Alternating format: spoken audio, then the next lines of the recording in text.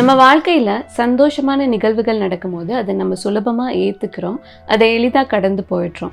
ஆனால் நம்ம வாழ்க்கையில் பிரச்சனைகள் வரும்போது அதை நம்ம மனம் ஏற்க மறுக்குது. இதை கவனம் சிதற வைக்க நம்ம கவனத்தை திரைப்படங்கள் மூலியமாவோ, பாட்டு கேட்குறதோ, இல்லை அந்த பிரச்சனையை பற்றி திருப்பி திருப்பி பேசுகிறதோ, இல்லை ஏதாவது ஒரு போதை பழக்கத்துக்கு அடிமையாகிறதோ அப்படின்ற மாதிரி விஷயங்களை நம்ம கவனத்தை திசை திருப்பிடுறோம். உண்மையாக பார்க்க போனால் நம்ம வாழ்க்கையில் நிறைய அனுபவங்கள் நமக்கு பிரச்சனைகளை தீர்க்கறது மூலியமாக தான் கிடைக்கும். அந்த தீர்வை நோக்கி நகரும் போது அதில் ஏற்படுற அனுபவங்கள் தான் நம்மளோட அறிவை கூர்மைப்படுத்தும். அப்போது அடுத்த முறை உங்களுக்கு ஒரு பிரச்சனை வரும்போதோ, இல்லை தொடர்ச்சியே வாழ்க்கையில் பிரச்சனை மட்டும்தான் வருது அப்படின்னு நினைக்கிற உங்களோட நண்பருக்கு இதை பகிருங்க. உங்களோட பிரச்சனைகளுக்கு தீர்வு காண முயலுங்க.